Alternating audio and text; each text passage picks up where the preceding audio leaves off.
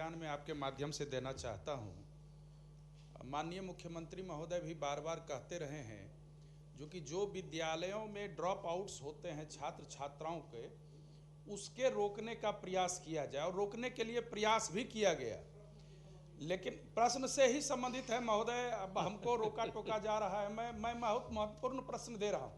पहले बोलिए। और उसमें जो बिहार विद्यालय परीक्षा समिति का जो सेकेंड पारा में माननीय प्रश्नकर्ता के रूप में हम लोग भी हैं, यहाँ है सालों भर पंजीयन परीक्षाओं के आवेदन पत्रों की भराई। महोदय, ये हास्यास्पद है मंत्री महोदय, जो कि एडमिशन के बाद रजिस्ट्रेशन और बिना क्लास किए हुए परीक्षा प्रपत्र भराया जाता है। अगर परीक्षा प्रपत्र लड़के भर ही देंगे तो फिर विद्यालय जाएंगे क्यों? और नहीं जा रहे हैं विद्यालय। शिक्षकों को अभिभावक जाकर के कहते हैं 75% अटेंडेंस बनाइए, नहीं तो आपको कूटेंगे। मैं शब्द का इस्तेमाल कर रहा हूं। ये आप ऐसे समझे इसको, जो कि ड्रॉप आउट्स जो है उसको सरकार बनाना चाह रही है, कायम रखना चाह रही है, बढ़ाना चाह रही है। जो बढ़ोतरी उसमें होगी चाहती है, मुख्यमंत्री भी संवेदनशील है।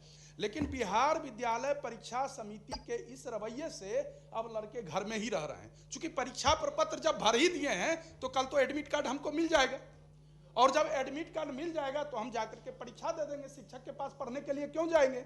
तो ये महोदय बहुत ही गंभीर तथ्य है। इसकी समीक्षा आप अपने स्तर से करेंगे और आप पाएंगे जो कि समिति प्रशासन इस मामले में कतई गंभीर नहीं है। दूसरी बात, जो कि आपने कल ही परसों ही यहाँ जो सदन में बात उठी थी, आपने पाली में, एक ही पाली में कराने के लिए कहा। आपने संवेदनशीलता का परिचय दिया और परीक्षा समिति को यथोचित निर्देश दिया। तीसरी बात यह है, जो कि ये जो विज्ञप्ति निकलती है अखबारों में मूल्यांकन का या जो भी हो, तो विज्ञप्ति से शिक्षक कितने असहज हो जाते हैं। कल से मूल्यांकन है, कल से 9वीं की परीक्षा है, मैट्रिक की परीक्षा में 16 लाख 17 लाख बच्चे बैठते हैं, और यहीं से निर्देश जाता है विभाग निदेशालय से भी और बिहार विद्यालय परीक्षा समिति से, जो कि छात्रों छात्राओं के लिए बेंच डेस्क उपलब्ध करावे। महोदय, दूसरे विद्यालय से बेंच डेस्क लाया जाता है, कोचिंग इंस्टीट्यूट से लाया जाता है, बढ़ई के यहाँ जो बना रहता है उससे भी किराए पर लाया जाता है, और उसको फिर पहुंचाया जाता है। आखिर उसको भी पहुंचाने में तो समय लगेगा। आखिर जमीन पर बैठ करके अगर परीक्षार्थी परीक्षा देंगे तो कार्रवाई तो शिक्षकों पर होगी।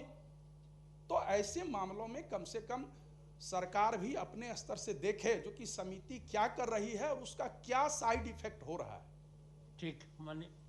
और मैं एक ही सिर्फ सवाल उठा रहा हूँ। माननीय मंत्री जी ने सदन के समक्ष ये स्वीकार किया कि मूल्यांकन पारिश्रमिकों का भुगतान समिति ने कर दिया है। मेरे पास पूर्णिया के जिला शिक्षा पदाधिकारी का पत्र है। 2019 और 2020 के पारिश्रमिक का भुगतान नहीं हुआ है। ये कैमूर जिला से मुझे सूचना है कि राज्य संपोषित बालिका उच्च विद्यालय भभुआ 2019 का 4,44,760 रुपये का भुगतान लंबित है।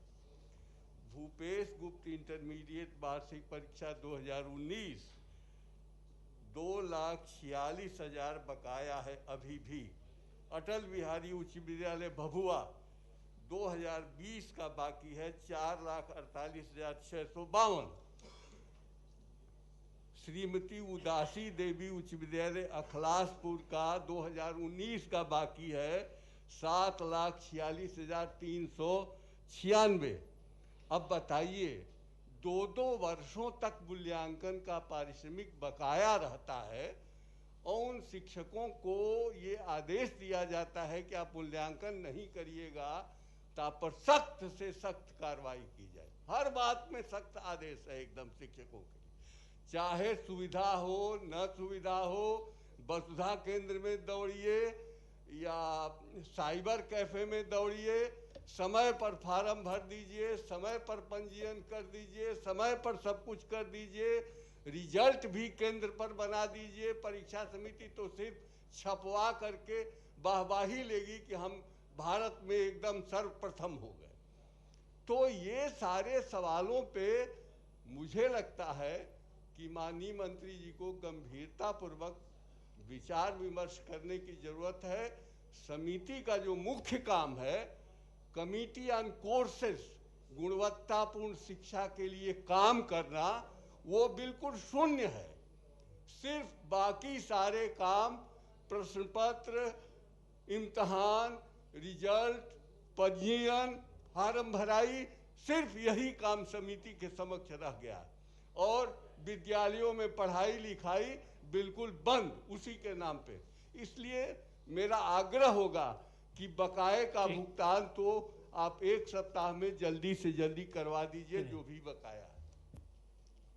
एक चीज और हम बताना चाहेंगे माननीय सभापति महोदय, मंत्री जी को 2 तरह के बकाये हैं और वह 19 ही